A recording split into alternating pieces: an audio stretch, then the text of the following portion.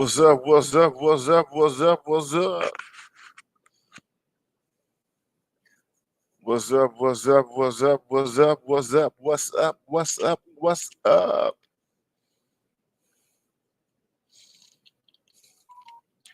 BMI 3000 Reloaded is in the house once again. What's going on, brothers? How you guys doing? It's Wednesday night. I'm sorry. Let me retract that. It is Tuesday night. It is Tuesday night. April 22nd, 2025. I am broadcasting live to you, my brothers, from the great state of North Carolina. What's happening? What's happening? What's happening? What's happening? Yeah, we are back in this thing once again. What's going on, Corey McPherson, man? Good to see you. Good to see you, man. Blessings to you. Blessings to you. Blessings to you. Cynical optimist, man. What's happening? What's happening, man? Good to see you, brother. Good to see you. Good to see you. Good to see you. Good to see you. Good to see you. The Mad Professor is live. I am live. And this is Tuesday Night Live. Yeah. Yeah. We have to talk tonight, guys. We have to talk tonight. I'm not going to hold you guys very, very long. Hell, I'm going to do my best not to hold you guys long. You guys know how long-winded I can be. But I'm going to do my best. I'm going to do my best not to hold you long because we got to talk about Shannon Sharpe. Man, I I got to talk about this, man. I've got to talk about this. All of us have got to deal with this thing right here, man. Yeah, yeah. When you get money, black man, when you get money, if and when you ever find yourself, if and when you ever find yourself in that upper echelon, you got to be careful about how you move, man. You got to be careful about how you move. What's going on, Stefan, man? Good to see you, man. Yeah, he needs to pivot. He needs to pivot if it's not too late. If it's not too late. I personally don't think it's too late. I think that this is just another test. This is a trial and tribulation that is under this black man's belt. And I hope that he's able to survive it. This man has worked real hard, man. He has worked real hard. Shannon Sharpe is one of the hardest working men in entertainment. In entertainment. Shannon Sharpe. You know, a lot of people talk about Joe Rogan. They talk about Joe Rogan all the time, man. The liberal media in particular. They talk about Joe Rogan and they talk about Joe Rogan's podcast and his reach. And you got some people in the media and MSNBC and CNN and other places, the liberal billionaire media. They go so far as to say that Joe Rogan single-handedly gave Donald Trump the men's vote. The men's vote, that's what they say. That is what they say, that Joe Rogan single-handedly gave Donald Trump the men's vote in 2024. Now, I'm not gonna go so far as to make that claim. I'm not gonna say that about Joe Rogan. Joe Rogan does what he does. Joe Rogan is the number one broadcast podcaster on planet Earth right now. It is what it is. It is what it is, and the people listen to him and they pay attention to what he says, and the type of guests that he has on his show, they take Joe Rogan very seriously. So Joe Rogan, who does not market himself as a political person, he's just somebody who talks. He just talks about stuff that people are interested in. Joe Rogan talks about stuff that uh, is politically incorrect. Joe Rogan is not an orthodox kind of guy, you know, and he would talk to anybody. I will give him that. Rogan would talk to anybody. He would talk to somebody on the right. He would talk to people on the left, people on the middle. He talks to all kinds of people, and he is popular. He is a juggernaut when it comes down to this internet. Yeah, he is. I'm going to be honest about that. He is a juggernaut. But Joe Rogan does not exist. He does not exist in this internet world by himself. No, no, no, no, no, no, no, no, no, no, no, no, no, no. Joe Rogan doesn't own the internet. He doesn't own it. And he's not the only one who's a mover and a shaker, a person who is breaking the internet, a person who is informing perspectives, who is expanding communications and how we talk to each other and what we talk about in 2025 and beyond. Now, he's not by himself. He's not by himself. Not at all. Not at all. What's going on, Paul Johnson, man? Good to see you. Good to see you. Glad to see you. Yeah. Yeah, yeah, yeah, yeah, yeah, yeah, yeah. A lot of black folks got a lot to say about this. We all know Umar Johnson. I know Umar Johnson, Dr. Umar Johnson is going to eat this up. He's going to eat this up. And Dr. Umar Johnson is so predictable that we can already anticipate everything that he's going to say about Shannon Sharpe. Uh, but Umar Johnson, Dr. Umar Johnson is not. What's going on, Pookie and Ray Ray? We got the Pookie and Ray Ray show up in the house. Dr. Umar Johnson is not. He is not Shannon Sharpe. And Dr. Umar Johnson does not command right now the kind of attention that Shannon Sharpe does. He does not have the gravitas. He doesn't have the optics. He doesn't have the swag. I'm gonna say that Umar doesn't have the swag of Shannon Sharpe. He doesn't. So what Umar Johnson has to say, we would just relegate that to entertainment, to entertainment that you just don't take too seriously. No, no, no, no, no, no, no, no, no, no, no. We don't take them seriously. What's going on? What's going on? What's going on? I am BMI 3000 Reloaded in the house, and I was taken aback by this story regarding Shannon Sharpe, and I wanted to come out here tonight and say something about this. When I started my channel,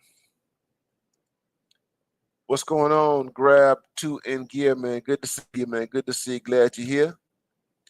When I started my channel way back in 2020, that was around the time Shannon Sharpe had ushered in Club Shay Shay. He was already out there. He took advantage of the pandemic, and he had stars on the show, and he had people like his own brother, Sterling Sharpe. He had his brother there. He also had Rick Ross um, at that particular time, and he began talking specifically to black men. specifically to black men. What's going on? What's going on? What's going on? What's going on? How that sell, man? Salute to you, man. Salute, salute, salute, salute, salute. Yeah, you're right, man. Seems like somebody's always getting caught up, man. What's going on, Michael? What's going on, Michael, man? Good to see you. Good to see you. Good to see you. Good to see you. And when I tuned into to Club Shay Shay during the pandemic and I saw what Shannon Sharpe was doing, it was clear to me at that particular time that he had his finger on something special, something very, very, very special. Yeah, I saw it. He was talking specifically, Shannon Sharpe, talking specifically to black men, black American men in particular. And Shannon Sharpe is not a part of what people call the manosphere. He's not a part of that. And he's not a part of what people call what we call the black manosphere. He's not even adjacent to it. Um, but when I saw him in 2020 in the conversations that he was having, it was clear to me that the conversations that he had with his guests were very, very, very, very, very much in sync with black men who are online um, right now and with black men who are online at that particular time. It is very, very clear. Talking about money, talking about relationships, talking about life, talking about all sorts of things that we as black men talk about amongst ourselves. And so I saw Shannon Sharpe as someone who was just having a conversation with black men. Shannon Sharpe was having a conversation with black men without specifically telling the audience that he was having a conversation with black men. And Shannon Sharpe has been consistent since that particular time. Been very, very, very, very, very consistent. If you notice his platform, the vast majority of the people whom he talks to are black American men. Black American men across generations, man. Y'all get the likes up. Get the likes up. Get the likes up. Get the likes up. Get the likes up. Get the likes up. Get the likes up. I feel like I have an obligation to talk about this.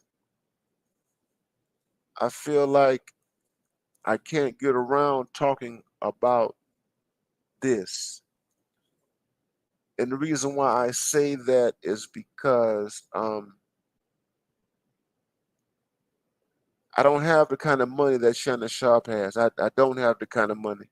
It'd be nice if I did have the kind of money that Shannon Sharpe has, but I don't have the kind of money that this man has. But although I don't have the kind of money that Shannon Sharpe has, I am a black man who, like Shannon Sharpe, has a lot to lose. A lot to lose. And what I mean by that is that I have a lot to lose in light of the work that I have put in developing myself. I have a lot to lose in relationship to the kind of people that I associate with. I have a lot to lose in terms of the women that I deal with. I have a lot to lose in terms of how I move and navigate America and even beyond, man. I got a lot to lose, man. And Shannon Sharpe, like I said, has more money than me. He's got more money than me. What's going on, Electrician 480, man? Good to see you. Good to see you. Shannon Sharpe has more money than me. But what we both have in common is that we have a lot to lose. And we are not the only ones. You black men, if you are a black man, if you are a black man who has developed himself, you don't have to be a multimillionaire. You don't have to be. You don't have to be a black man who makes hundreds and hundreds of thousands of dollars a year. You don't.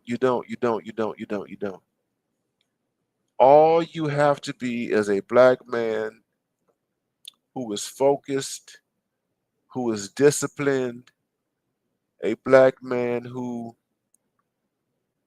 has been very, very careful in terms of curating his life, a black man who has studied the world and how the world works, a black man who has managed his life very well, a black man who has done well in terms of organizing his resources. You don't have to be a multimillionaire. You don't have to make hundreds and hundreds of thousands of dollars a year. You can make 70,000. You can make 80,000. You can make $60,000 a year. Money is really money is just one factor, but there are other factors, man. It's about being disciplined. It's about how you carry yourself in the world and what all of that brings to you. And if you have lived a disciplined life, not a perfect life, not a perfect life. This is not about perfection, and I need to make that clear. What's going on, Jutland Group, man? Good to see you, man. Good to see you. Good to see you. Good to see you. Good to see you, man. Peace to you, Christopher Clipper, man. I appreciate you. I appreciate you, man. I appreciate you, man. I appreciate you. Thank you for the kind words, brothers. Thank you for the kind words, man.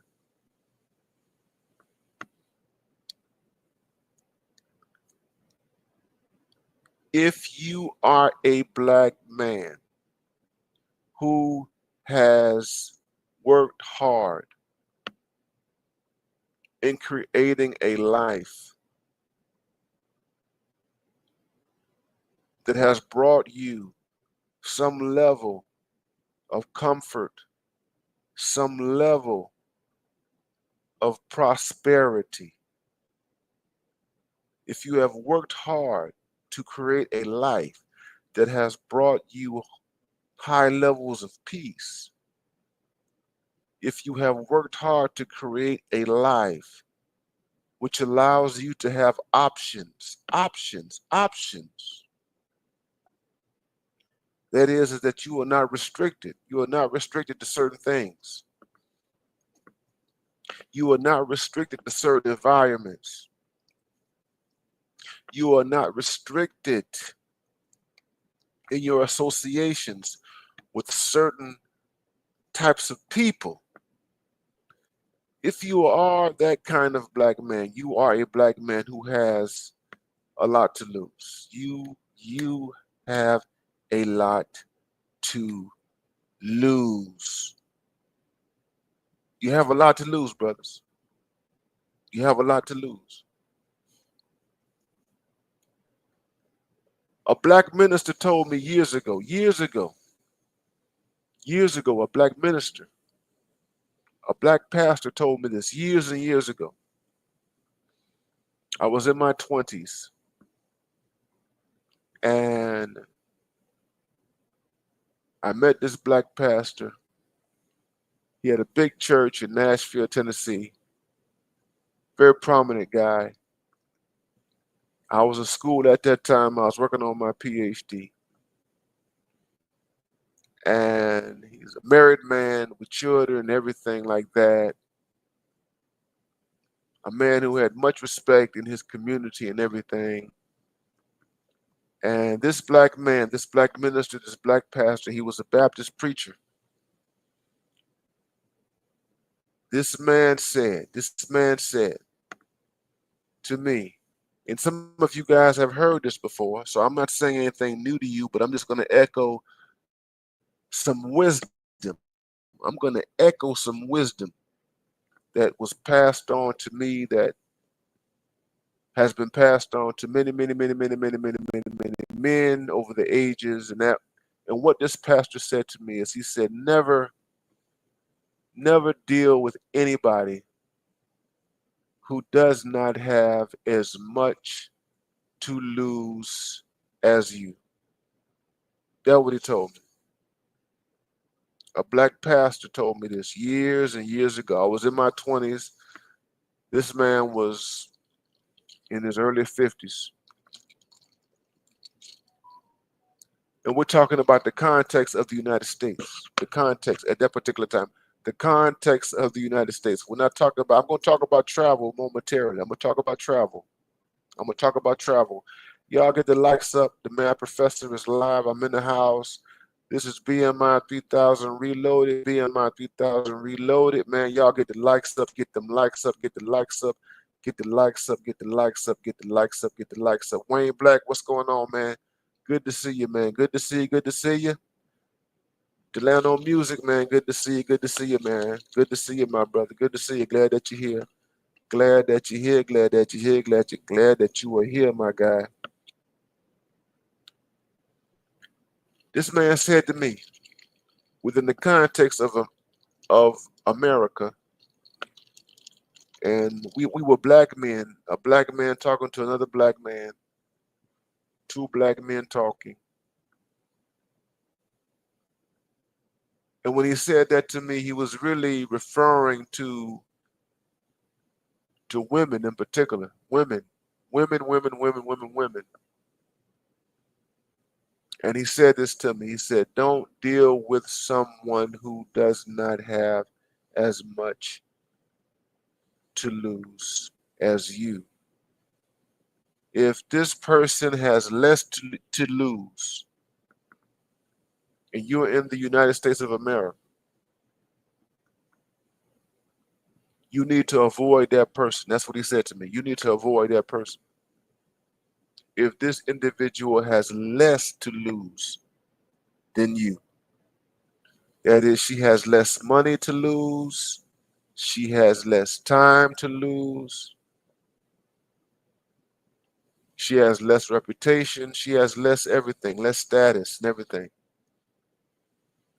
This minister told me to avoid such a person, to avoid such a woman. That's what he told me. That's what he told me. What's going on, man? The man professor's in the house, man. The man professor's in the house. And I took that to heart. I took that to heart, man. I took that to heart. I sat on it. I slept on it and everything. It was good wisdom. Good wisdom.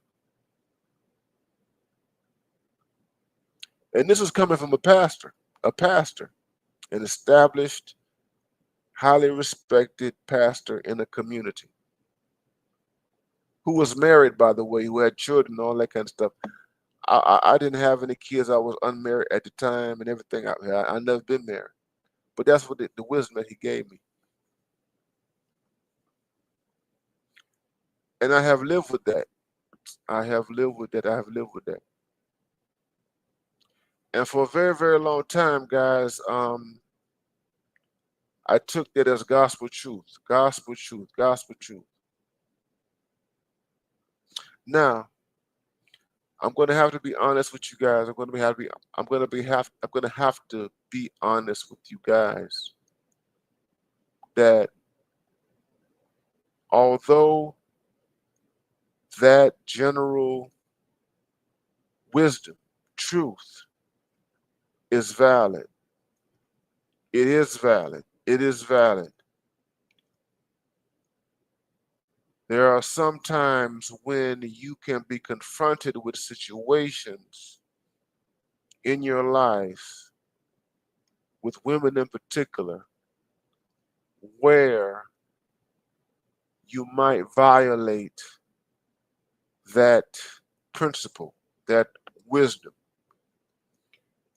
And when and if you violate that wisdom and that principle of not dealing with people who have less to lose than you, then you are taking a high risk. A high risk when you violate it. When you go outside the wisdom, you know, the wisdom says, don't, and I'm talking specifically about the context of America. I haven't got two passports. I haven't got to traveling. I haven't got to other countries or anything like that. When you step outside of that wisdom, and there will be times when you will be tempted and you will be seduced into stepping outside of that wisdom, because life is unpredictable, life is complicated and everything like that, and it can happen, guys. It can happen. It can happen. You can meet somebody who has less to lose than you. You can meet somebody who can cause chaos and havoc in your life because they have less to lose than you. And you can meet that person and you can make a decision. You can make a decision to gamble. You can make a decision to take a risk with that individual who has less to lose than you. And when you gamble and when you take that risk, you have to deal with whatever comes with that, whether it is positive or negative. This is wisdom, brothers. This is just wisdom. I got 46 people in the chat. 46 people in the chat. 46 people in the chat, man. Y'all get the likes up, man. Get them likes up. Get them likes up. Get them likes up. Let's get into this, man. Let's get into this. I got an article up here, man. I got an article up here, and I'm just going to read briefly through this. I'm flowing right now. I'm flowing right now. I'm like, I'm flowing free right now. I got an article right here, but I'm flowing free. You guys have seen what's been going on. You all see what's happening in the chatterverse in terms of Shannon Sharpe, man. Let me just get right into this, man. Shannon Sharpe is worth millions and millions and millions and millions of dollars. He is worth millions and millions of dollars. Shannon Sharpe is at the top of his game. It has been reported that Shannon Sharpe is on the cusp of signing or at least committing to a $100 million podcast deal. A podcast deal worth $100 million. A deal that is coupled with the deals that he already has on the table. Shannon Sharpe is selling his own liquor. Shannon Sharpe is selling he's selling mojos. Shannon Sharpe is selling stuff to help men with getting it up. He's selling Viagra. Some of y'all might have seen some of the Viagra commercials. Well, he's not selling literally Viagra, but he's selling supplements that help men with their virility and potency and the libido and all that kind of stuff. So he's doing all that. You guys have seen all the commercials all on. If you watch a lot of male content, You're going to get a whole bunch of videos. You guys see it, a whole bunch of videos that deal with male virility and potency. You see the videos on hymns, and you see all these people trying to sell us all type of products that help us keep our erections, or to get erections and all that kind of stuff. I don't have a problem with no erections. I'm a jogger. I run. I'm gonna tell you, brothers. I said, brothers, if you got a problem with getting it up, and you are over a certain age, if you are 40 and over, and you got a problem with virility, my suggestion to you is that you exercise. If you are not exercising, my suggestion to you, if you got a problem with getting your stuff up, my suggestion is that you go and you take you some walks, that you walk at least 3 to 4 times a week, walk for a mile, walk for 35 minutes, walk for 45 minutes, take you a long walk, um, 3 to 4 days a week. If you do that consistently for a long time, it's going to help your testosterone levels, okay? Exercise for a man who has an issue with virility and getting it up. The cure for that, the natural cure for that, is exercise. That's it. It's exercise. You can reduce some of the alcohol if you're drinking alcohol. If you're doing some smoking, you can reduce your smoking and all that kind of stuff. But exercise would do the trick for testosterone, libido, and all that stuff. Walk. If you can jog. If you can run. That is a booster in terms of your testosterone, your libido, and whatever issues that you might have with potency and virility. Do it, brothers. Do it, and do it consistently. Do it consistently, man. You don't have to worry about anything. You don't have to take any supplements and all that kind of stuff. It's not to say that supplements are not good or supplements don't work, but that's it. But here's the point: Shannon Sharpe is selling everything on his platform: alcohol, supplements for virility, all that kind of stuff. He's making a killing. This guy's making lots and lots of money. Y'all get them likes up. Get them likes up.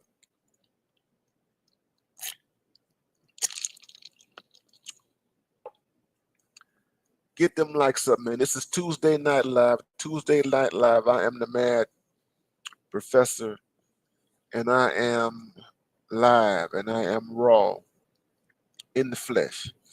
Um,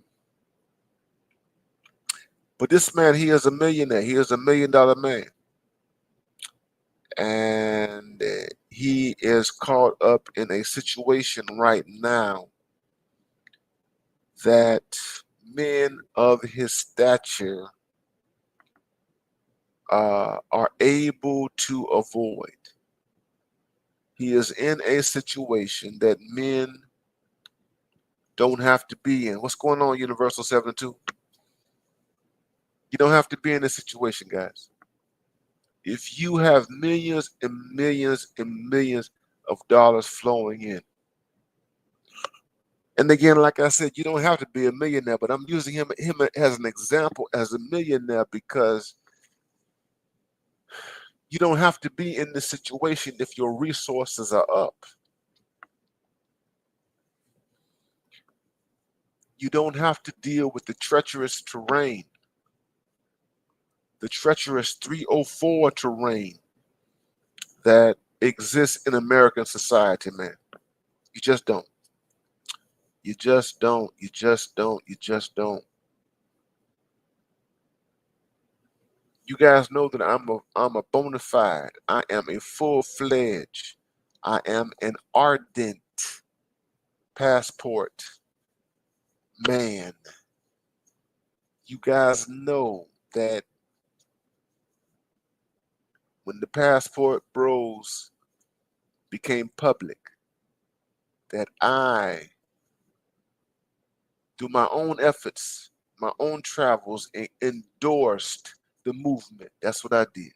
Passport Bros. Passport Bros. And let me say this for all the haters. I don't apologize. I don't apologize one iota for pushing passport game. I don't apologize at all for propagating travel ideology. Travel is what it is. Travel ideology. That's what it is. The ideology, the ideology of travel. That's what I promote here. The ideology of travel. And travel as an ideology is most beneficial. It is most beneficial to men who have a lot to lose in these United States of America. What's going on, Passport? Passport OG is in the house. Travel ideology.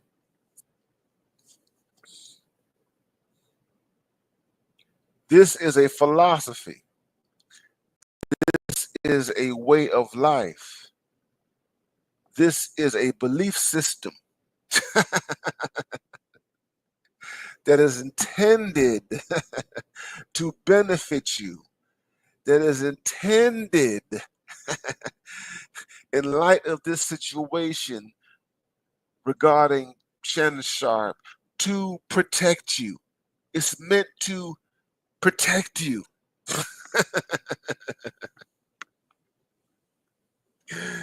And what does it protect you from? It protects you from the toxicity.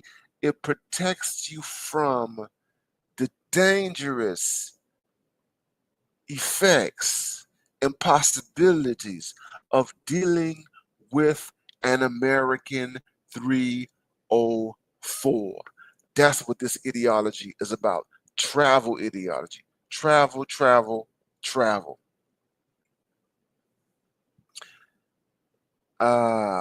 Let me get into this thing, man. Let me get into this thing.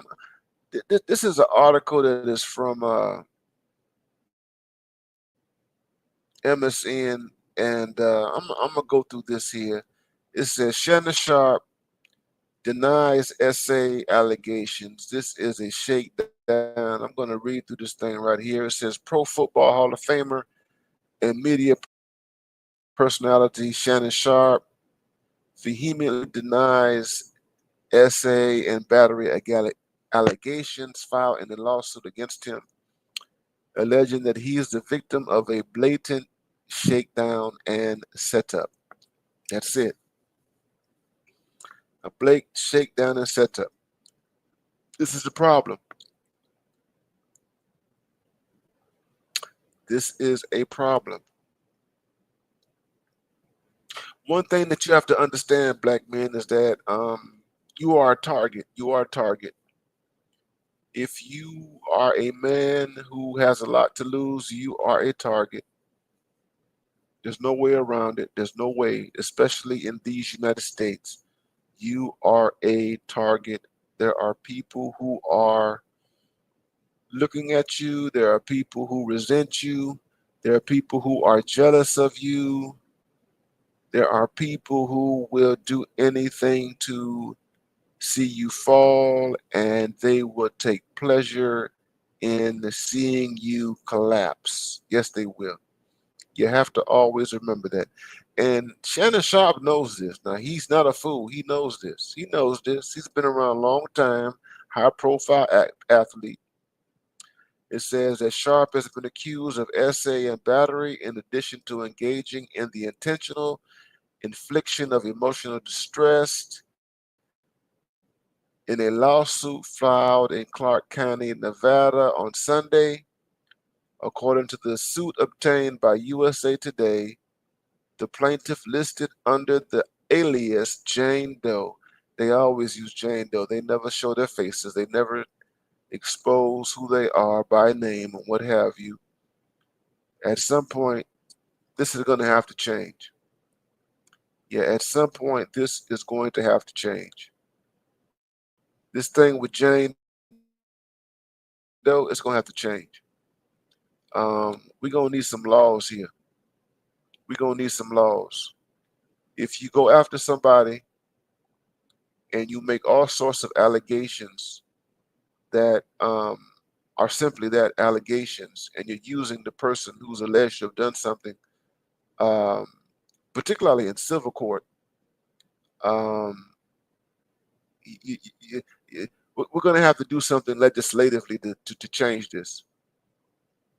If a person alleges that you've done something to them, they should not be able to hide behind some type of provision in the law or what have you. They should not be able to hide.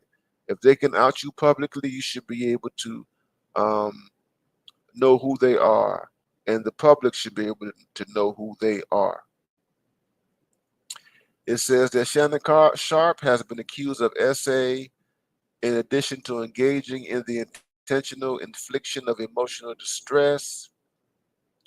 According to the lawsuit obtained by USA Today Sports, the plaintiff, listed under Jane Doe, alleged that Sharpe SA'd her twice. She did it twice. He did it twice, according to her. Once in October 2024, and again recently in January. Oh my God, this is close. It says they met at a Los Angeles gym when she was 19 years old. They met at a Los Angeles gym. Let me tell you something, brothers. I don't go to the gym anymore. I stopped going to the gym. I gave up my gym membership. I gave it up. I don't go to the gym anymore. Yeah, yeah. I'm gonna do the exercises. I like doing calisthenics. I like doing cardio and stuff like that. Um, my most recent gym membership was at Planet Fitness, and that was like almost 2 years ago. And I signed up for Planet Fitness after like a 5 year hiatus. I took, let me see, how long was it? No, it wasn't a 5 year hiatus. I signed up for Planet Fitness. It was close to a 10 year hiatus from the gym. It was like a 10 year hiatus I had taken from the gym, and I got me a membership at Planet Fitness because I got tired of well, I'm not gonna say I got tired, but I wanted to mix up my exercise routine. I like to exercise outdoors, and I was missing the indoor workout. I was missing the weights and all that kind of stuff. I was missing kind of resistance training and everything with weights. And so I decided to go back to the gym.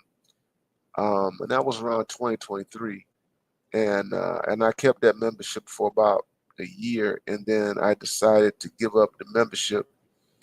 And the reason why I gave up the membership is because um, the women, it was obvious that I went to Planet Fitness.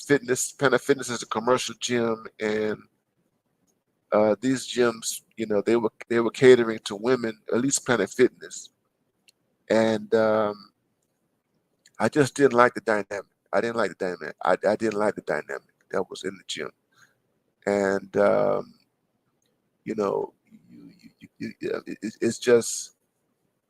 Let me just say this, man. I used to go to gyms 20, 25 years ago, 30 years ago, and the gym culture was very different. Gym culture 25, 30 years ago was very serious gym culture. And only, like most people who went to the gym, they were very serious about working out, you know. And you didn't have a culture at that time, um, where gym memberships were just unserious. I mean, you have all kind of people in the gym. You got all kind of body size people who are novices, people who are undisciplined. You had all kind of people in the gym, man. You just and then you got the women up in there, and you have to always walk on eggshells, and and the women are not serious and all that kind of stuff. And the dynamic was very, very different 20 years ago in gyms. In gyms, I'll just say this, to put it bluntly, gyms were for serious people. Okay, they were for serious people.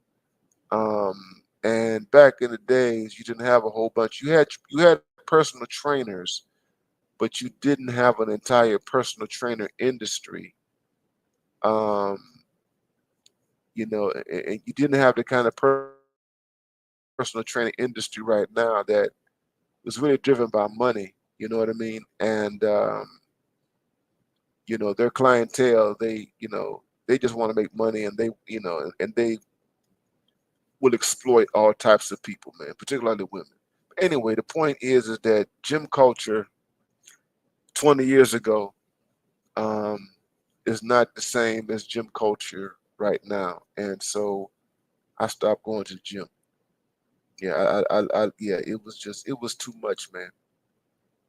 Yeah, I stopped going to the gym, man. I just, and you had the prima donnas, these women, and and the thing is, what happens is that they bring all that corporate stuff into the gym, and it's like um, people are in there, people are in there with the shorts on, they're in there sweating and all that kind of stuff, and you got to be concerned about the female gaze, and what I mean the gaze, women, and women are very fragile. You had a lot of fragile women up in these gyms. This is fragile, and they've been trained by human resources and all that kind of stuff. And every little slight, towards them is an opportunity to run the human resources. They're just very fragile. Women are just very fragile, and these gyms attract very fragile women, and they can't deal with, if you're serious about working out and all that kind of stuff. They just can't deal with it. They can't deal with masculinity. That's the big thing. The gym culture right now, these people can't deal with masculinity. Yeah, it's too feminized. Oh my God, that's what I want to get at. Gym culture today, as you can call it that, yeah, man. Uh, Gym culture today is too feminized. It caters to women too much. That's the problem with gym culture. Yeah, yeah, meat market. Yeah, it's meat market. Yeah, it caters. It has gone too far in catering to women and their emotions and their fragility and all that kind of stuff. And that's antithetical to gym. That's antithetical to traditional gym culture. In traditional gym culture, people are working hard. Even the equipment is watered down. The equipment, it's real soft. So I stopped going to the gym. I gave up my gym membership because the gyms are just too soft. They just real bitch made. If just real bitch made shit. You know what I'm saying? At any rate, um, so it says that he met this woman at the gym when she was 19 years old. So she's young, a young chick. She's legal age. She's not 18. She's not 17. She ain't 16. She's 19. I mean, she's young, yeah, but she's legal age. She ain't a little kid. She's legal age. He can't go to jail for a 19-year-old. It says one of the attorneys representing Jane Doe is Tony Busby, whom Sharp accused of targeting him. Sharp said he expects Busby to release a 30-second clip from a sex tape that tries to make me look guilty. The sex tape.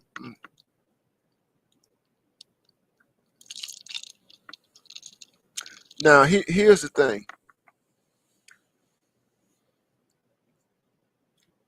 When you have the kind of money that Shannon Sharpe has, when you have that kind of money, man, you need to be on high level, man. You need to be dealing with non-disclosure agreements. When you have this type of money, man, you need to be dealing with high level stuff. You need to have cameras all over your house. You need to have cameras. If you as rich as Shannon Sharpe, and I suspect he has cameras. I suspect only a rich, smart man needs to have cameras in his house. Um, but if you're gonna be dealing with 304s in America, man, at this level, you that rich, man, you need to be clear, man. You need to be clear. You don't need to be ambiguous about what's going on or what have you. You know what I'm saying? It says they had a tape. Okay, they got a tape. Anyway,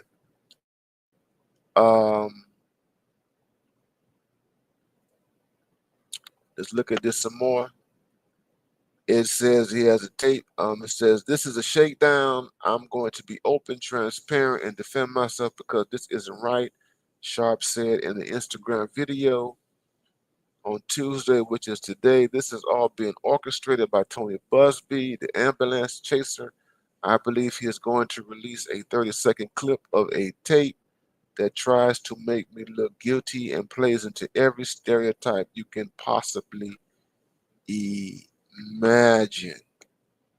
Yeah. You know,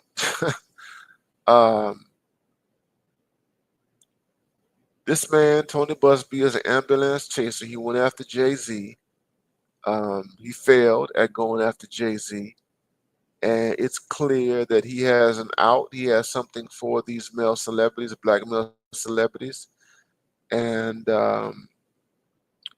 he wants to make money off of this. Now, again, this is a civil case. And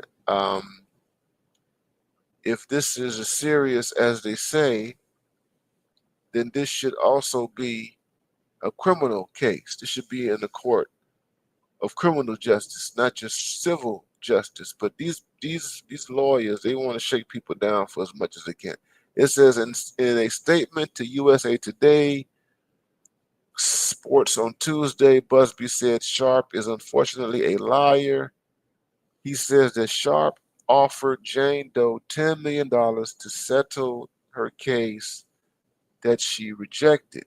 $10 million. That's a lot of money. This report says that he offered her $10 million. Man, let me get him, man. I don't care how rich. No 304 is worth $10 million, bro. Ain't no 304 worth $10 million, man. I want to see evidence of this. These people make stuff up. They make stuff up. Remember this. These are allegations, guys. These are all allegations. All allegations. He's saying that Shannon Sharpe offered this woman $10 million to settle her case. So basically, before this became public, they had went back and forth. They went back and forth. This is too much money. Yeah, this is too much money right here, man. This is too much money. $10 million. I don't care how long you dealt with her. We're going to find out that he was dealing with this woman for about a year and a half or something like this. These 304s, man, this is crazy. This is divorce money. Sharpe offered her 10. This is divorce money. You don't offer people, when you're a rich man, you don't offer people $10 million unless you're dealing with a divorce. If this is what actually happened, if this is that what actually happened, this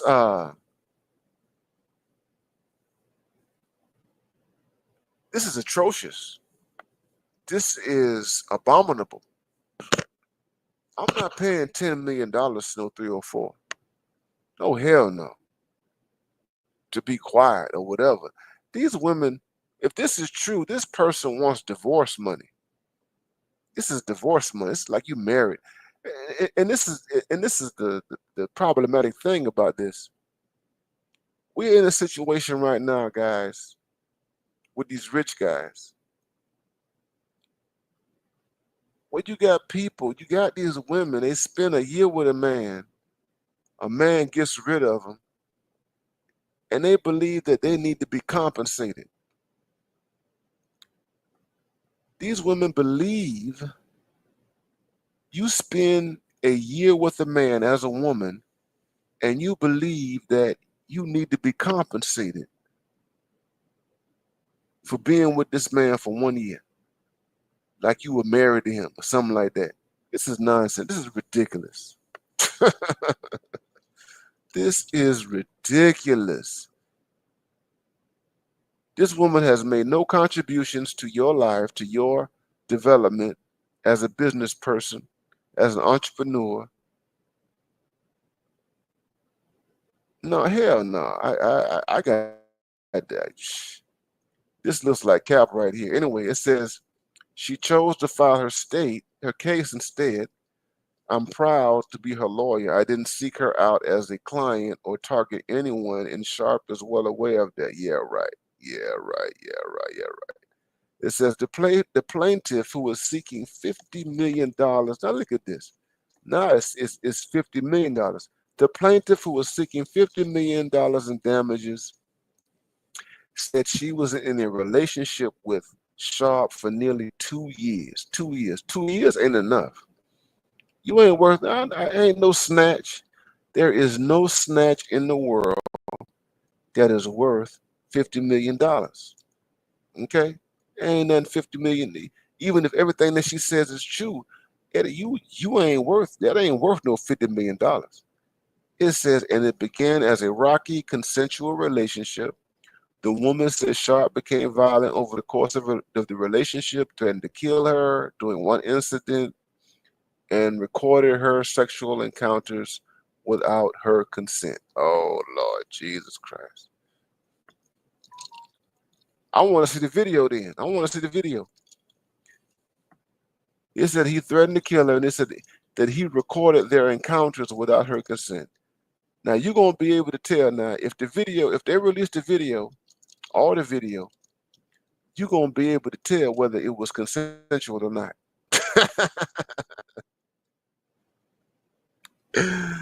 You're gonna be able to tell whether it's consensual or not.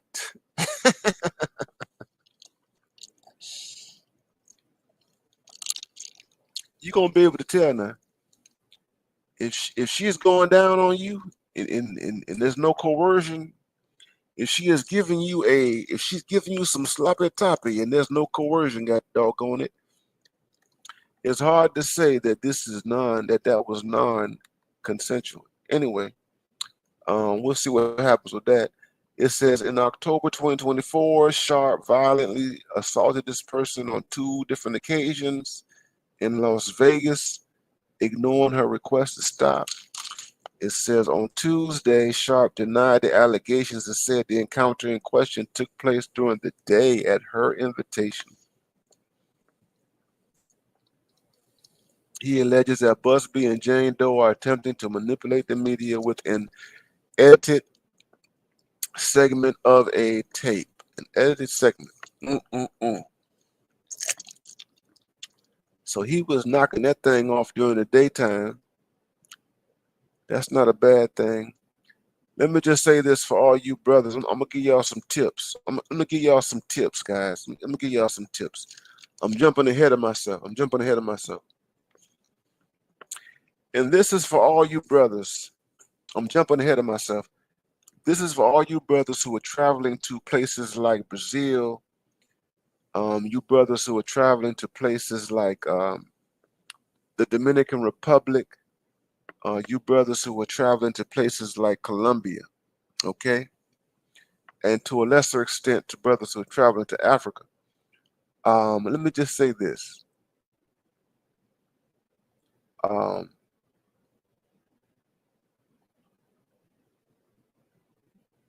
hooking up with a woman during the daytime.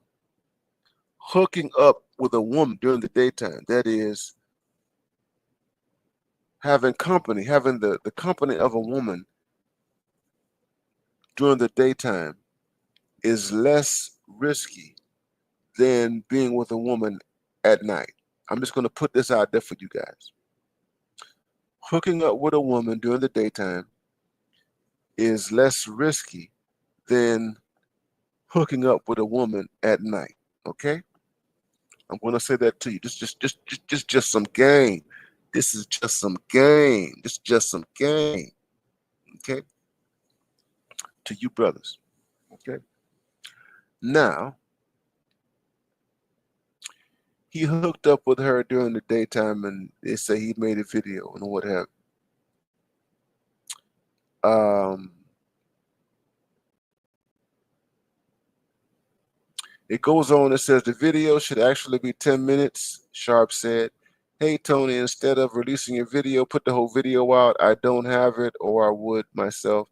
You know what happened and you are trying to manipulate the media." Yeah, he is. He's a lawyer. That's what lawyers do. Busby was part of the legal team that reached settlements against Cleveland Browns quarterback Deshaun Watson. Y'all know the story about him. After more than 24 massage therapists accused him of misconduct, Busby also represented an anonymous person claimed that Jay-Z and Sean Combs, Diddy, assaulted her as a teenager more than 2 decades ago. And the lawsuit has been since dismissed. Sharpe said Busby has a history of targeting black men. Yes, it is true. He targets black men, pointing to Busby's involvement in the civil lawsuit filed against Jay-Z in December. Sharpe added that Busby is actively trying to take me down. Yeah, he is. He is. He is. The black man is low-hanging fruit. It's what you need to understand, black man. You are low-hanging fruit, black man. You are low-hanging fruit.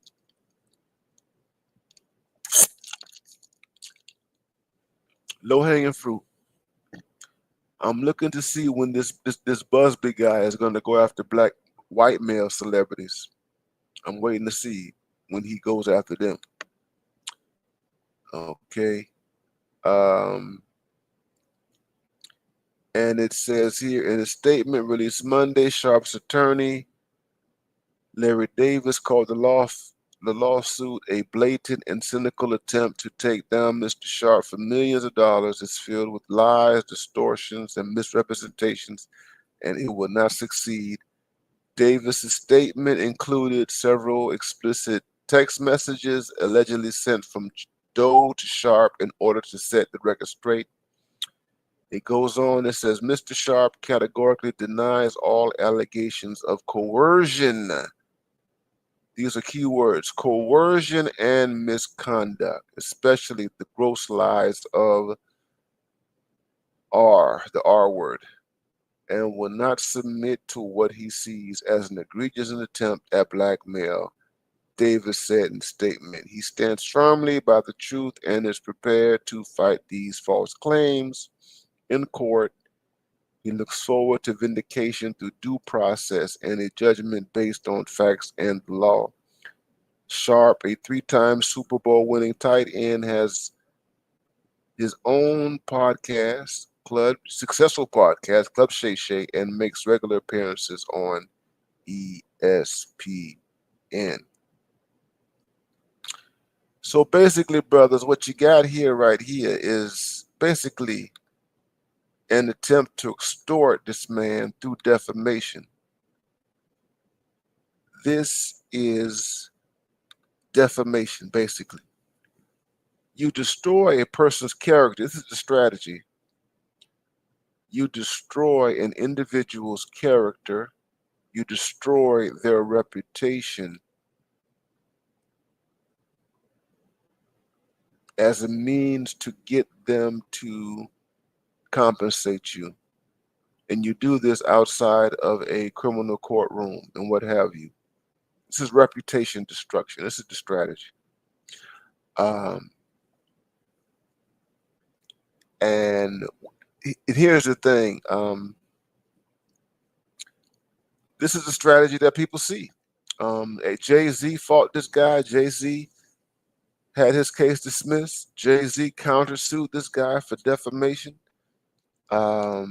Jay-Z decided to fight it, And Shannon Sharpe is now in the same position as Jay-Z, having to fight this situation.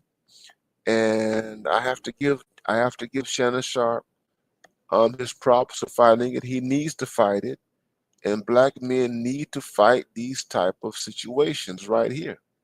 Don't let this stuff slide. Don't let this stuff slide at all. Now, here's the point that I want to make in the stream right here. Here's the point. A man with this kind of money, a black man who has this type of money and status, in particular, and black men who have any type of status don't have to be in this type of situation. You just don't. You simply just don't.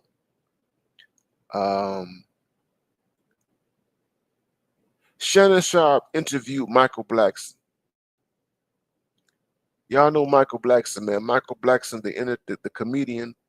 Y'all get the likes up, man. We got 64 people watching. The comedian for Ghana. Michael Blackson was interviewed by Shannon Sharpe. And I watched the interview. And Michael Blackson was talking about the school. Michael Blackson has built a school in Ghana for poor kids. And in their conversation, Michael Blackson was talking about his reconnection to Ghana after being someone who had migrated from Ghana with his mother to the United States, and then going back to Ghana and trying to build something in Ghana. And in their conversation, Michael Blackson asked Shannon Sharpe, and y'all go back to the video, Michael Blackson asked Donald Sharpe, had he ever traveled to Africa? I remember this conversation.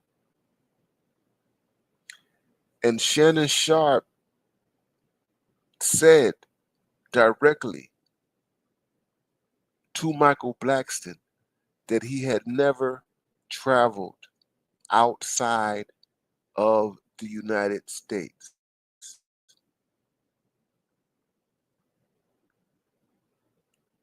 Shannon Sharpe has not traveled outside of the U.S.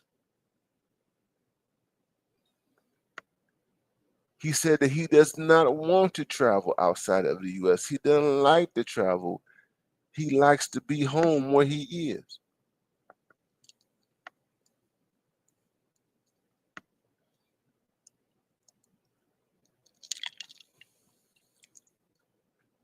Shannon Sharpe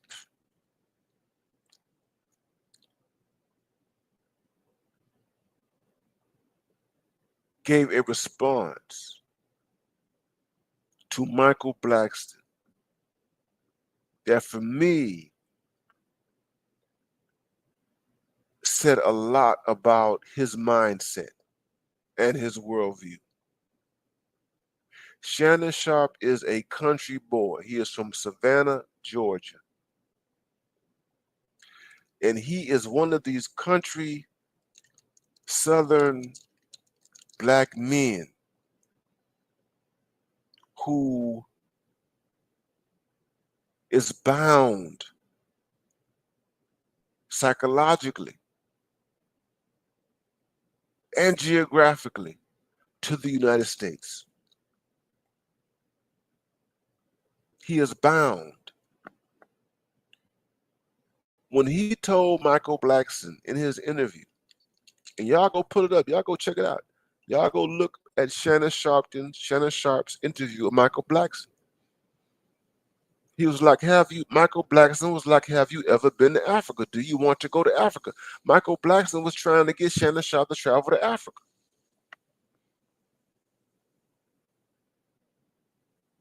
And Shannon Sharpe was like, no, man, I'm good. I'm good. I'm good. I'm good. I'm not trying to leave the U.S. I'm not trying to leave the country. I'm good.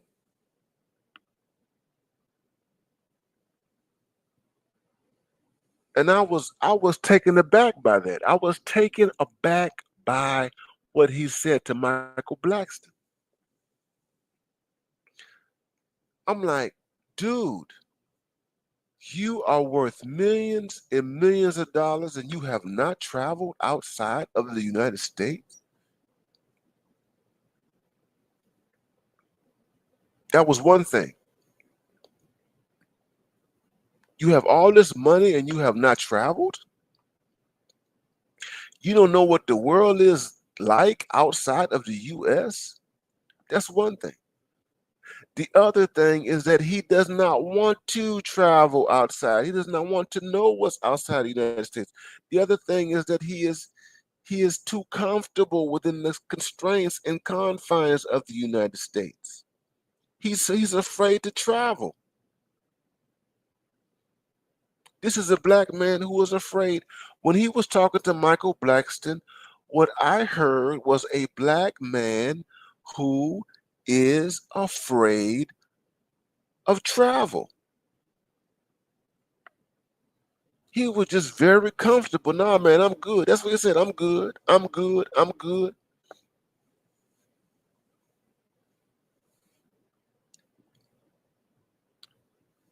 No, no, no, Christopher Clipper, no curiosity whatsoever. No curiosity. No curiosity whatsoever. No curiosity. Not only is there a lack of curiosity, but there is fear. He is fearful. When he was talking to Michael Blackson, it was fear.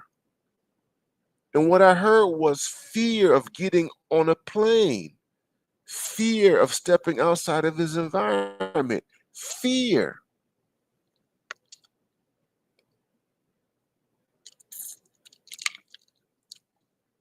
And I'm like, dude, you've got millions and millions of dollars. Millions of dollars. You know people. You have millions and millions of dollars and you know people. You know people. You don't have to travel by yourself. You don't have to travel with people who've never traveled. It's not hard to tap into people who have traveled, who would gladly escort you to other parts of the world. They would gladly do that. A rich black man in entertainment and sports and all that kind of stuff. There are all sorts of people in your world who travel. You got enough money to fund a trip with people. You could pay for people to do this thing.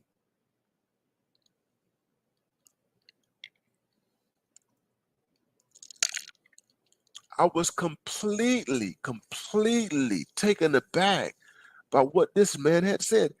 This is a multi-millionaire who has never left the United States.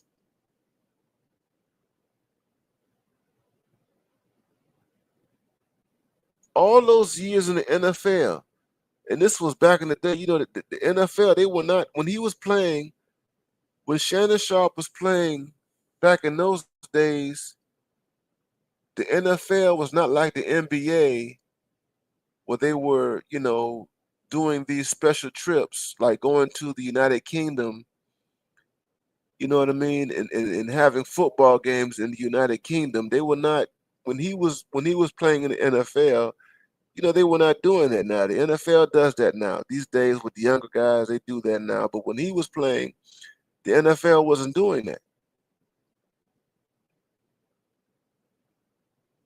But outside of the NFL, you got money. You don't need the NFL to travel. You don't need to travel for a game. You can just travel for leisure, for pleasure, that sort of thing.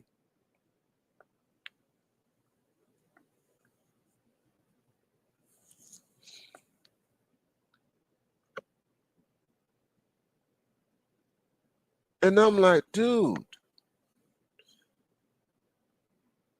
I know you can't have that kind of money and not come into contact with other rich people, other rich men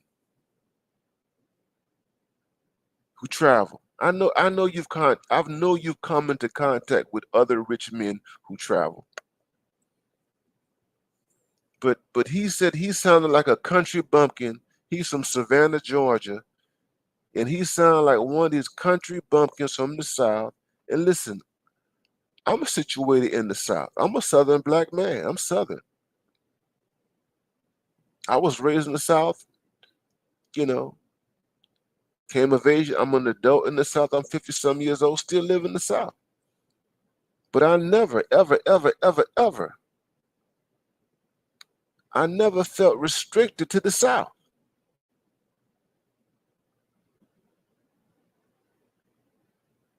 Jay Moore, what's going on, Jay Moore, man? Good to see you, man. Thanks for that contribution, man.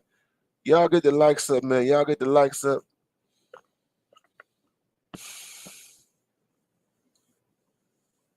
You can send a super chat. You can cash out whatever you want, guys. This is Tuesday Night Live. Jay Moore says that I was here. He said he lives in Denver, Colorado. He was there when Shannon Sharpe played for the Broncos, man. Stayed.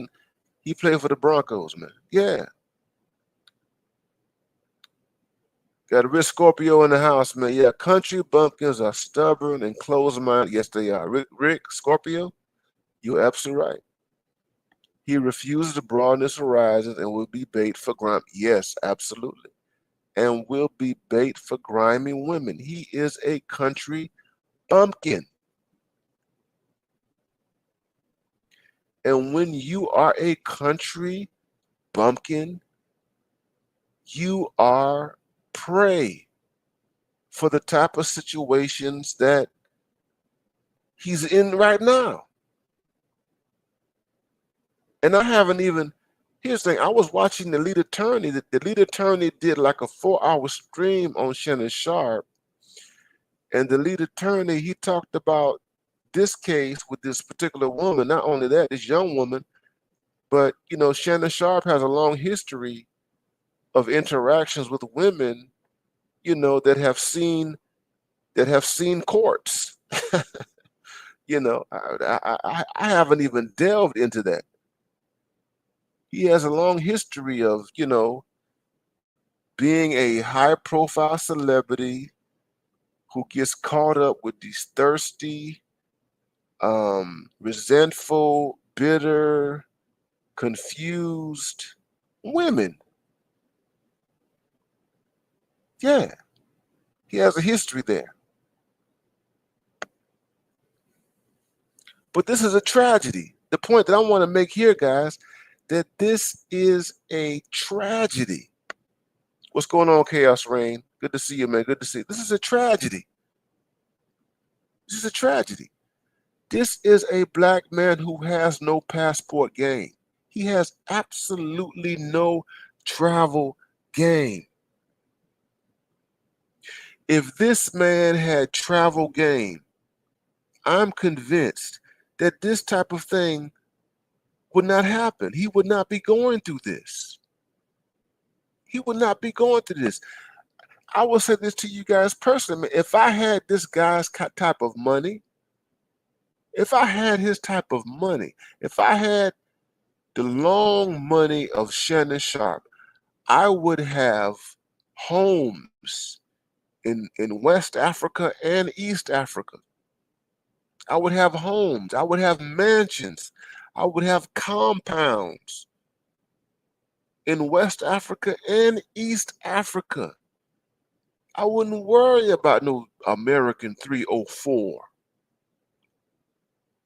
This man has played with these American 304s all of his adult life.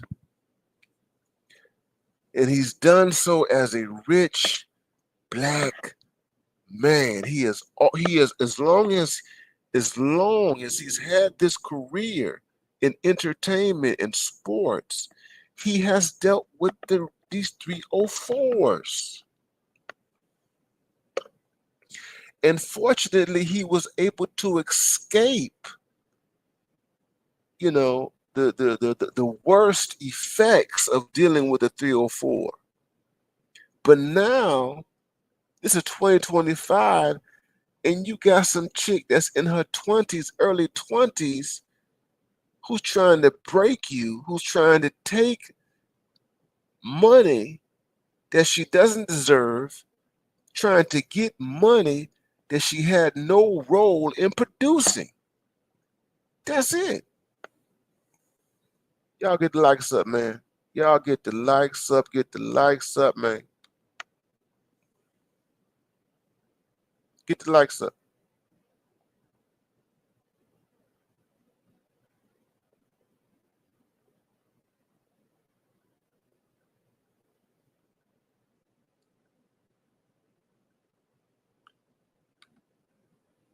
Man, Christopher Clipper, if I had that kind of money, you're absolutely right.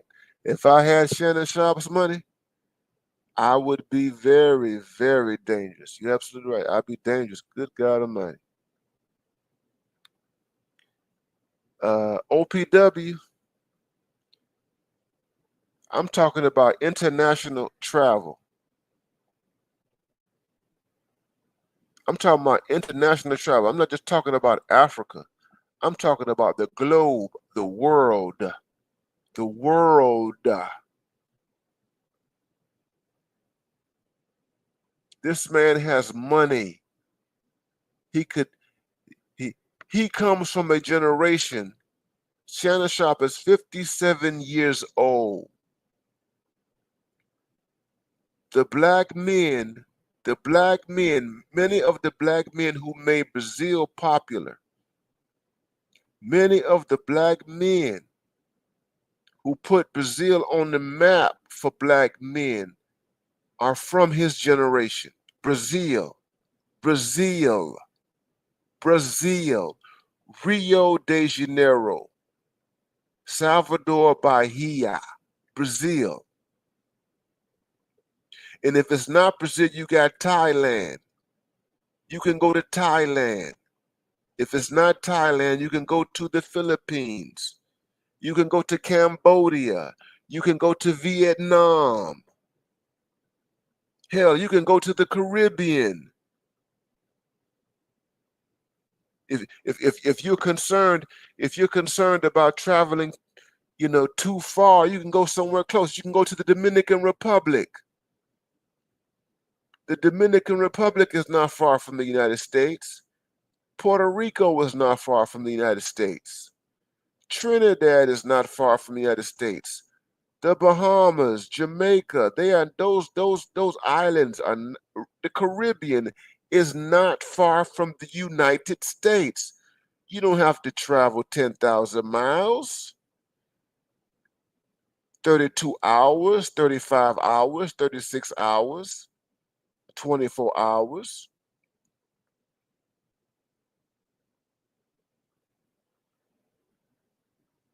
You can take a doggone 2-hour trip to some place in the Caribbean, a less than 2-hour trip to the Caribbean,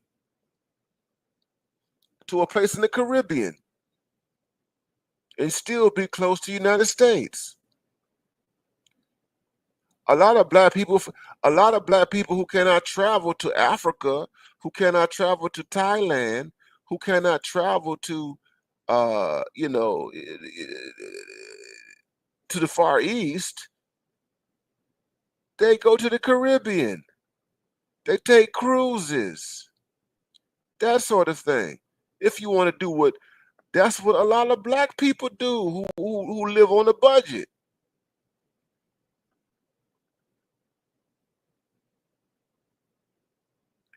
Hell, when I went to Jamaica, I went to Jamaica for the first time in 2003. I didn't need a visa when I went to Jamaica. I didn't need a passport. I went to Jamaica in 2003. I didn't need a visa. I didn't need a passport. You can go to Canada. I went to Canada. I've gone to Canada. The times I've traveled to Canada, I've traveled to Toronto and Montreal. I did not need a visa. I did not need a passport. So there are places that you can travel to. You don't have to travel 10,000 miles. You don't have to do that. But Denver, you stuck in Denver, Colorado, you're limited, you're gonna confine yourself to California and New York, and ain't nothing wrong with California and New York and all that kind of stuff like that, but the world is bigger than California. The world is bigger than New York City. Yeah, the world is bigger. I'm from Miami, Florida. The world is bigger than Miami, Florida.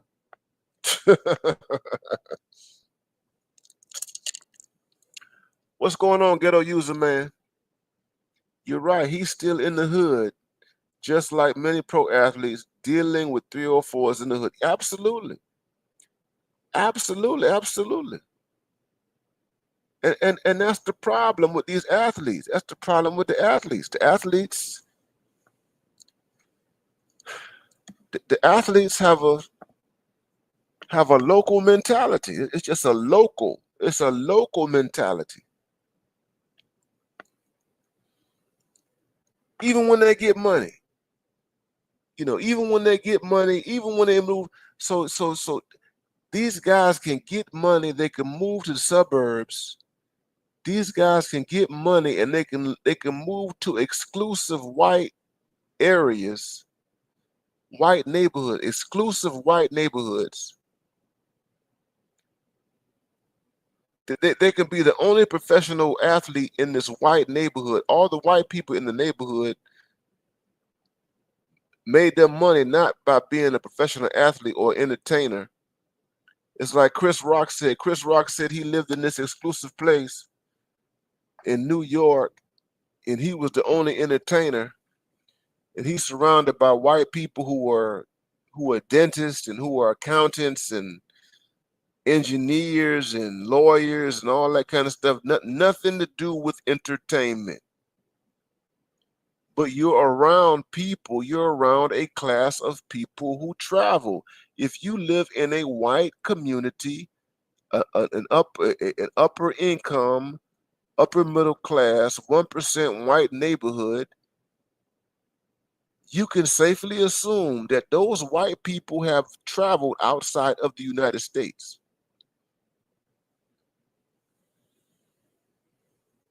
Thank you, ghetto user, for that.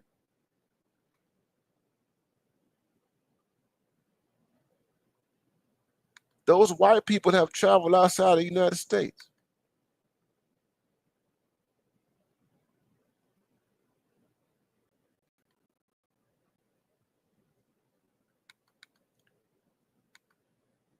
So you deliberately restrict yourself. No imagination. And it's unfortunate, man. I blame a lot of that stuff on sports because sports does that kind of stuff to a lot of black men. Salute, Abuki. Salute to you, man. Good to have you here, man. Glad you're here, man. Glad to have you here, man. Good to see you, man. Cash App $ BMI 3000. Cash App $ BMI 3000, man. Cash App $BMI 3000. This is a black man who has no passport game. What is the point, guys?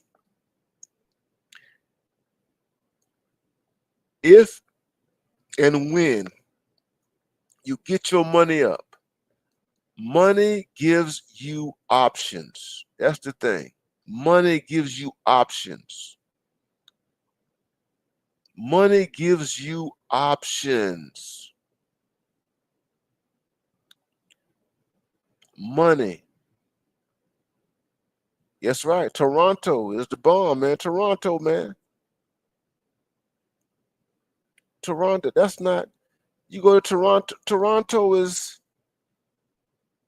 That's like. I mean, come on, man. Canada.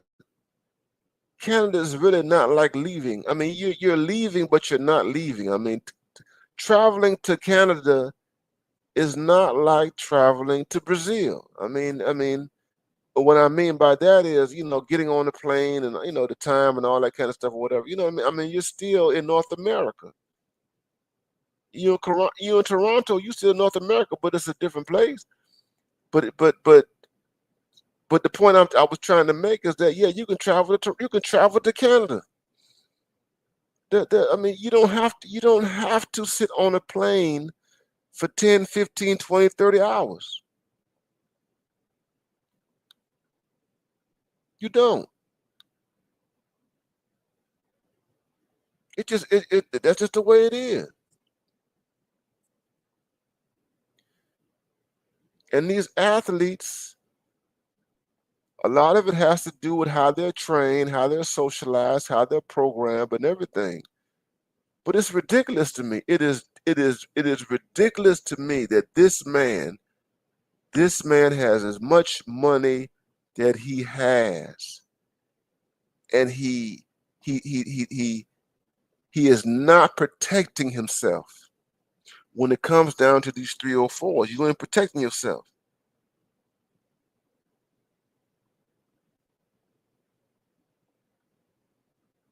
You got too much to lose. You got too much to lose. The laws are arrayed against you. The laws in the United States are against a black man. You don't have to do anything. All they have to do is put forward an allegation. That's all they got to do. All these people need is an allegation to completely destroy your reputation and everything that you built.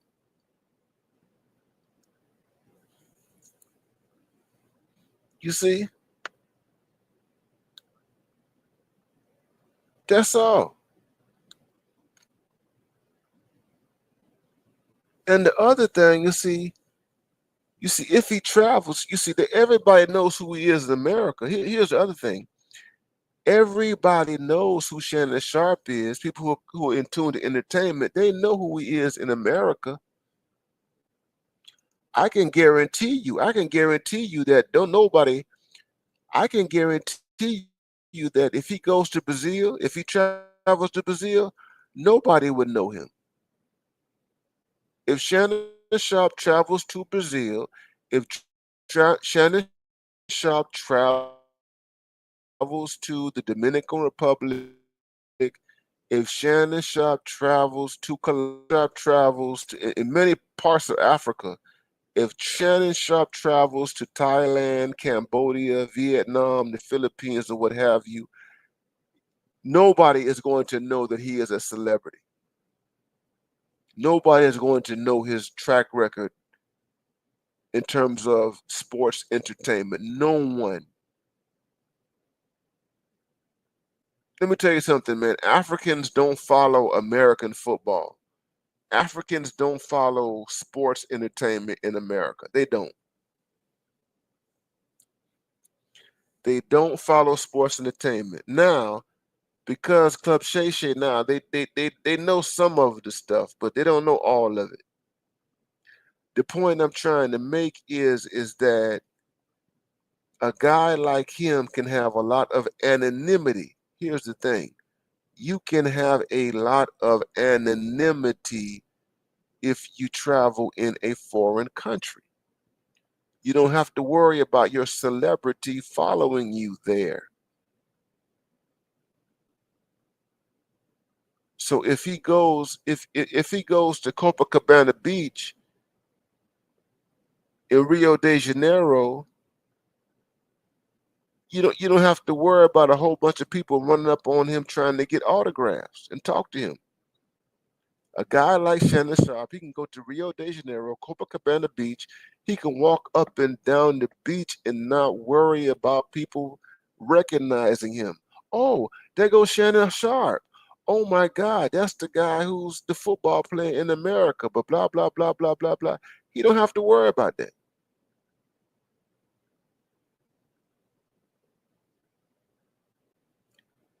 He wouldn't have to worry about that if he went to Colombia.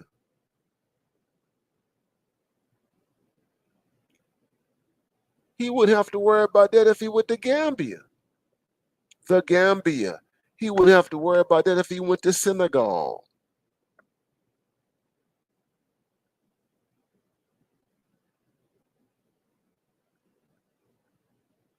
You don't have to worry about that.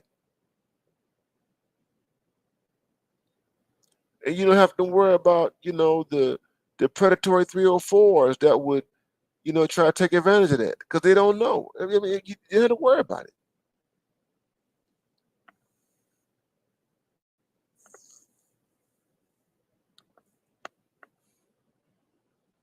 This man has no passport game, and because he has no passport game,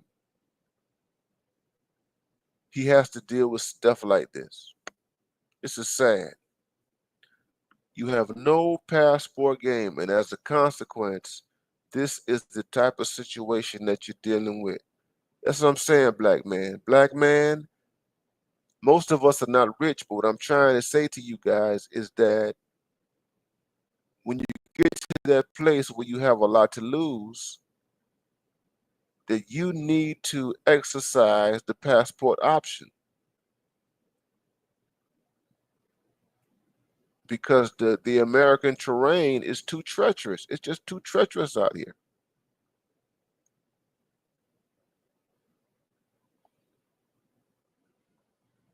These 304s, they're dangerous. That's just the way it is. I got the black toxic masculinist. He says, what if he is addicted to fame? Yeah, it could be. I mean, he could be. It could be an addiction to fame, but that's dangerous. That costs you a lot of money. An addiction to fame can cost you a lot of money. It can cost you a lot of headaches. It can cost you a lot of sleepless nights. All the money, here's the thing, guys, all the money that he has to spend now, because he has lawyers, this guy has to spend money on lawyers, right? Lawyers are not cheap. Lawyers are not cheap. This guy has to spend hundreds, if not millions of dollars paying lawyers to make this case disappear. He has to spend hundreds of thousands of dollars, if not millions of dollars, to make this situation disappear. And all of that money, if it were me, would be spent on mansions, on compounds in other parts of the world. That what you do is you work in the United States, you get your money up, you work in the United States, and then when it's time for you to relax, when it's time for you to have fun and play, you leave the United States and you have your mansion, you have your home, you have your chateau in another country, and you have fun. And you're living under a different set of cultural rules and norms, regulations, and everything else.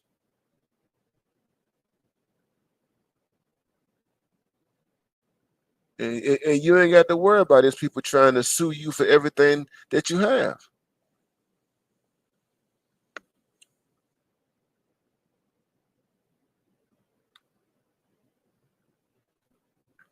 I hope he beats it too. Yeah, I hope he beats it also. This is nonsense. This man, like I said, I started this broadcast by talking about how he is Shannon Sharpe is in the stratosphere. People talk about Joe Rogan.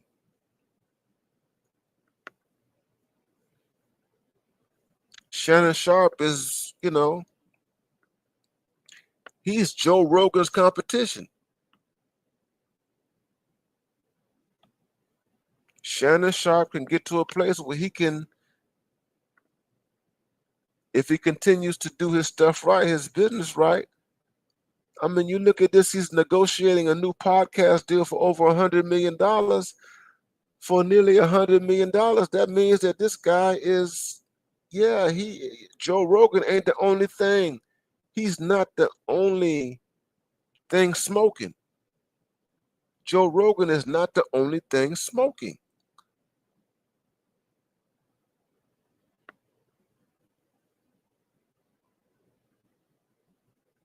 And you're risking everything. You're risking it all with these 20-something-year-old American 304s. You're risking it all.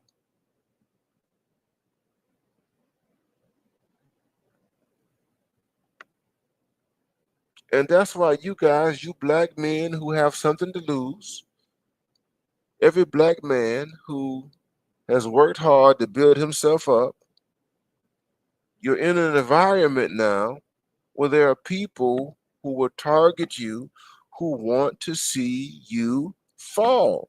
It is what it is. And you got to be very careful about how you move.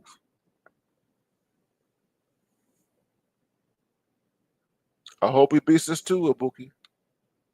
I hope he beats it.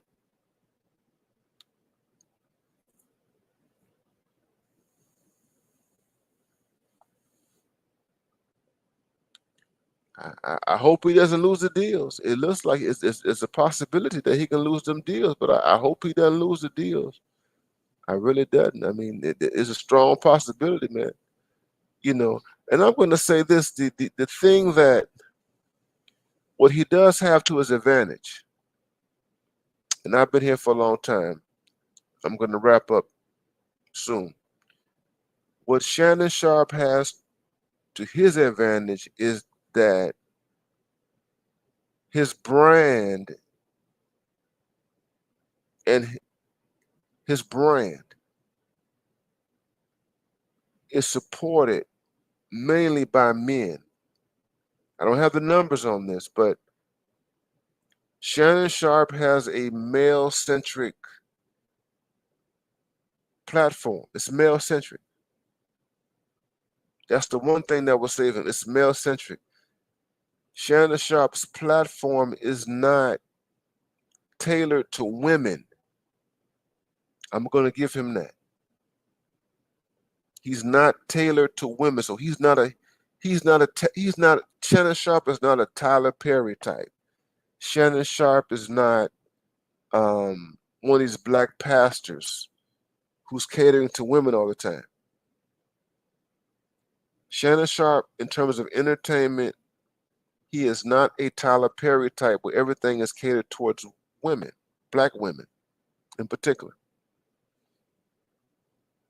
And he's not a black pastor. He's not a black pastor where everything that the pastor does is catered to women. In other words, Shannon Sharpe is making money on men's interest and concerns.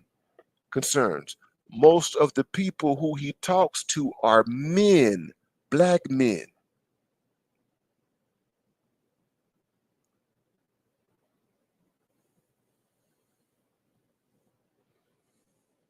So that's the one thing that does protect him. That's the one thing that buffers him. That's one thing, that his platform is male centric.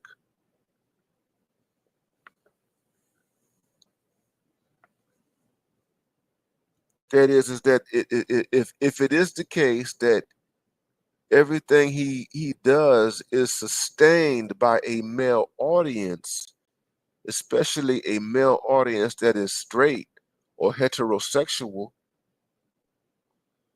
then that means it's going to be very, very difficult to destroy his brand.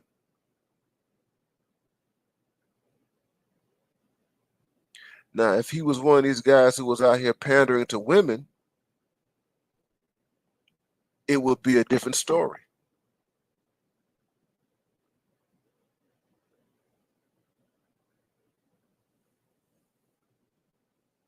This is an unmarried. This is a black man who is not married. He is not married. This is a black man who has never been married, and he's rich. And he's rich, and he's created a situation for himself where he does not have to get married in order to get richer, to get more wealth. He doesn't have to get married. He has his own lane. He's an entrepreneur. He's independent. That's what buffers him. That will buffer him from the blows of the stuff that he's dealing with right now.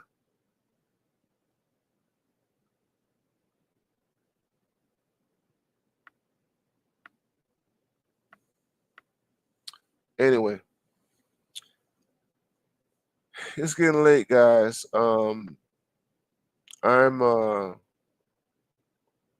tempted to drop the link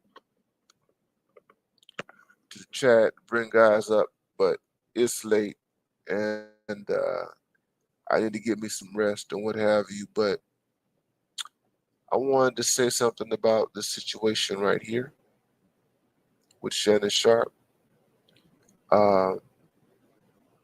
It's a tragic situation. This man could have avoided all these problems. We've been talking about passport bros for almost 5 years now. I know he's aware of passports. We've been pushing the passport bros for almost 5 years now. Real hard, real hard.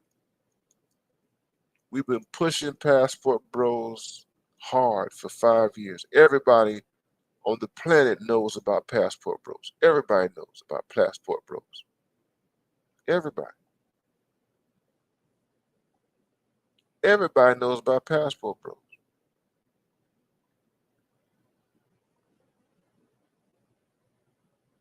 And this man who is 57 years old, 57 years old, he would not be in this situation at the age of 57 had he listened to those of us who have been pushing travel relentlessly for the past 5 years. Travel, and why you need to travel. And that this is the solution to many of the problems.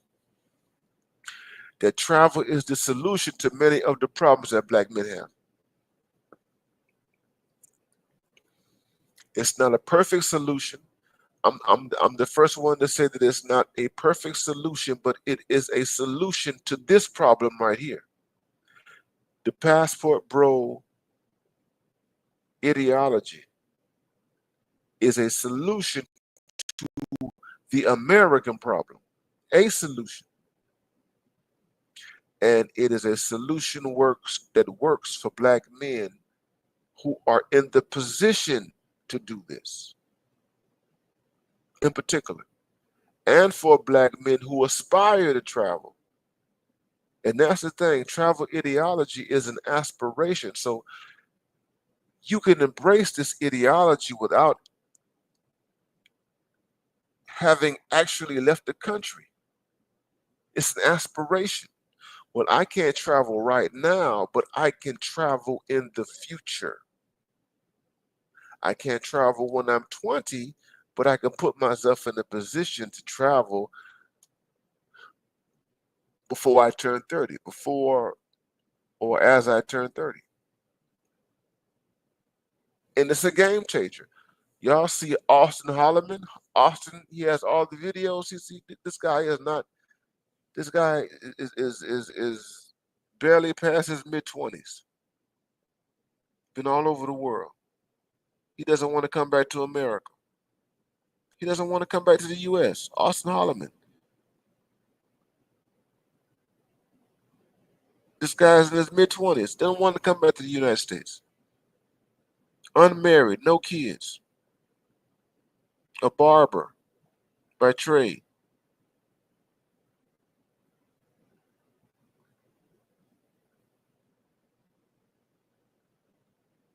These sorts of problems can be avoided. The Shannon Sharpe problem, that can be avoided. Anyway, guys, I appreciate you brothers listening and being with me on a Tuesday night live. So glad that you guys are here. And